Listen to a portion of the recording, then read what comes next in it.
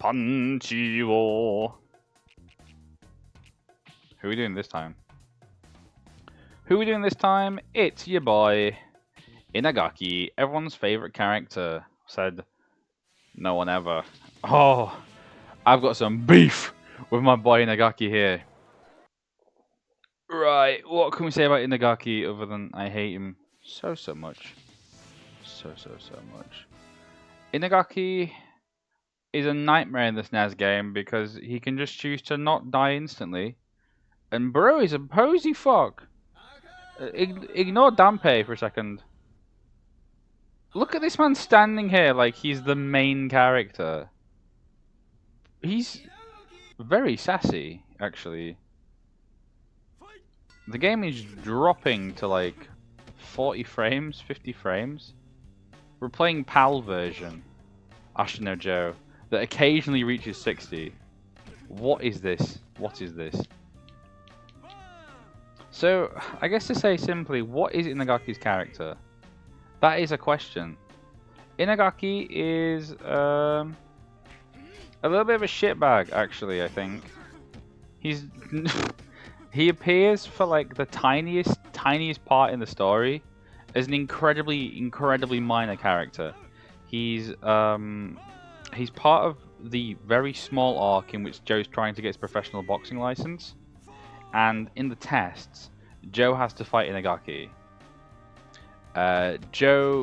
Something happens, something transpires, and Joe just basically beats the fuck out of him in like one of the most brutal scenes imaginable. Not as brutal as the scene where Nishi gets people to stuff a sock into, or a towel or whatever, into Joe's mouth and just jump on him. That is the most brutal scene I think in the entirety of Ashita Joe. But the way Joe beats up Inagaki is crazy, especially considering we never see him again. Inagaki doesn't even return for any reason, which makes no sense to me. Like, why not? Why do we not see this guy again? He could very easily just, you know, say, "Hello, I'm here. Pleasure to meet you." So Inagaki just kind of dips after his arc, which isn't even really his arc. Strange thing is one, he does, well, two things mainly. He never comes back, which is really weird. Like, Aoyama comes back, the random dick has come back, like, you know, in the manga, Inaba comes back at the end, I think, to watch the fight with Joe and Jose. Inagaki is one of the characters who doesn't come back. Now, there's other characters, I think, that should have returned for the ending. Like, maybe Tiger, definitely Kim. Like, absolutely Kim should have returned for the finale, just to say something to Joe. Inagaki just, like, why? You know, these characters have, like, actually quite big moments. Inagaki is a very minor character who actually results in a very iconic scene in Joe, actually. Not the most iconic. The most iconic is either the cross-counter or his death, since a lot of things reference the cross-counter and obviously the death of Joe, the final pose. But the bit where Inagaki gets beaten up, like, is a really crazy scene. For him never to show up again is very bizarre. But strangely, a lot of the games, well, the very few Joe games that exist, do like to include Inagaki, usually as an early opponent. In the Neo Geo game, the really bad Neo Geo kind of beat 'em up / boss rush game of Ashita Joe, Inagaki is Joe's first boxing boss. The game kind of goes between like Street Fighter boss and boxing boss. I think the first boss is Nishi in the holding center, the detention center, and then the second boss is your first boxing boss, and that's Inagaki. Incorrect to have him in a professional ring, but fair enough. And then obviously in the SNES game, Inagaki is your first opponent. It's really weird. I think personally your first opponent should have been someone like Dampe or Nishi, but Inagaki works in a weird way, I suppose. But yeah, really weird how in other media they kind of are like, yeah, it's this guy. Something that is cool to mention is there is actually an Ashita Joe arcade game that plays kind of similarly to Punch-Out, actually.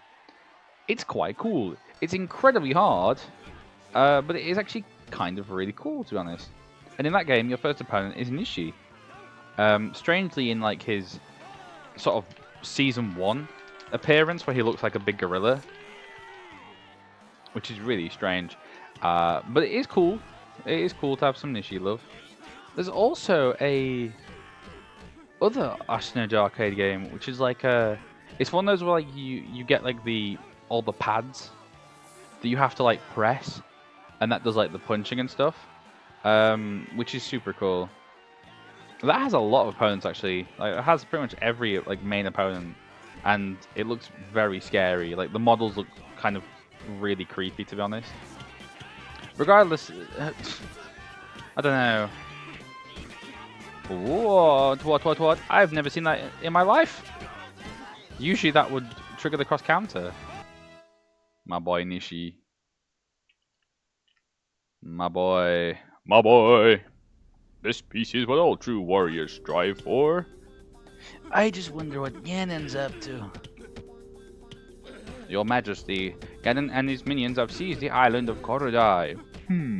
How can we help? It is written, only Link can defeat Ganon.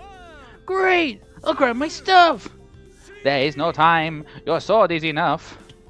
How about a kiss for luck? You've got to be kidding me. And he does the stupid face. Squadala! We are off! See that, Link? I once did the full thing for my friend in college. And I don't think there was no prompting, there was no context for it. I just started doing it for him. And I did the full thing, and he was just like, how do you know it? And I'm like, I grew up in that age. I grew up watching a lot of YouTube boobs. Is he kneeling down? He is! I mean, that's not unusual. Have you ever heard of the fish and rice cake guy? Oh, he is iconic.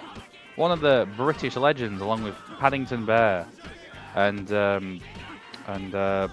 Postman Pat. I'd think of another one. England doesn't really have much, to be honest. We've just kind of taken stuff from other places, and that's it. It's always really funny when I find like reels on Instagram being like best English food, and it's like shepherd's pie, bangers and mash. It's like, oh yes, the best cuisine, sausage and mashed potato. I mean, to be fair, a hearty British meal of just so much shit is pretty good. It is very hearty. It makes you feel like, yes, this is good. It's fantastic. It's like we don't care about like real like flavor of food. I mean, we do kind of, but we're not like, you know, we don't really have all the seasoning. We don't have the we don't have all that shit. We just sort of go like, does it taste good? Yeah. Is there enough of it? Yeah. All right, sounds. That's all we want. Honestly, it's all we want in life. Like, I'll eat stuff. You know, I'm a food guy. Which basically means I'm fat. I like to eat food, but like, you know, sometimes you can try new things. You can have whatever. You can, you know, go ahead and eat crickets. But then at the same time, you can sort of just sit back and eat something nice. Nice. Well, I guess compared to crickets, anything is a lot of things are nice. You go from like, eating crickets to eating something like a steak and ale pie. I prefer steak and kidney because I'm a monster who likes kidney. I'm also a monster who likes black pudding, and a lot of people I know don't like it. I think it's really weird. Just very strange. Like eating blood is any less weird than eating the flesh of an animal. Eating the blood is weird, but eating the flesh of an animal, that's fine.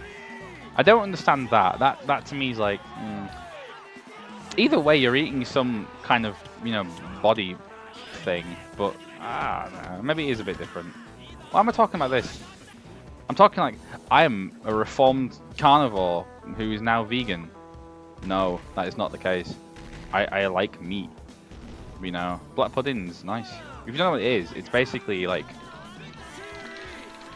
I want to say congealed blood. I don't think it's congealed, but it might be congealed. It's blood and oats, basically, mixed together. And then sort of solidified. It's quite crumbly, actually. It's like firm but crumbly. It's a weird thing. Generally not something you eat on its own. You have it like with a breakfast, like a full English, which, to be honest, people don't really have full English breakfasts. That's like a cafe kind of thing. Like, you go out somewhere for a full English. You don't make one at home because it's just like too much effort. Most of us just don't even eat breakfast. We just kind of power through the day until like dinner time. Sometimes you just power through until tea time. And yeah, I'm one of those people who calls it breakfast, dinner, tea. English dialect is really weird because, like, you know how there's the 3 meals of the day: morning meal, midday meal, evening meal. You know, depending on where you go in the UK is where like things will change. A lot of things will change. A classic one is the whole.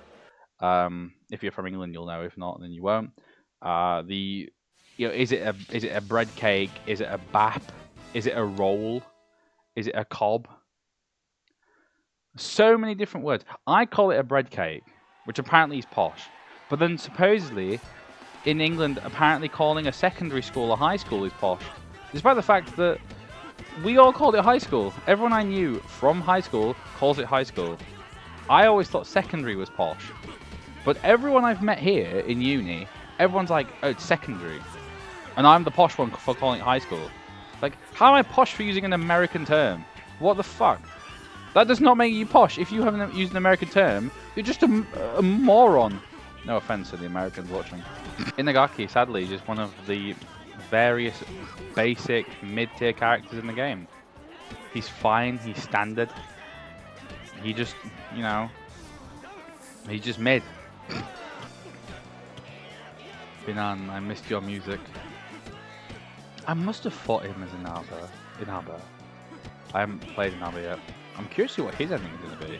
Is he going to be like, where was I in Season 2? Because that would be an amazing quote. Maybe Inagaki's will be like, do you even remember me? The game didn't. Here's a placeholder. Speaking of anime, I heard Kinnikuman might have... I think Kinnikuman's come out now, actually. The new series of Kinnikuman. Very excited for that.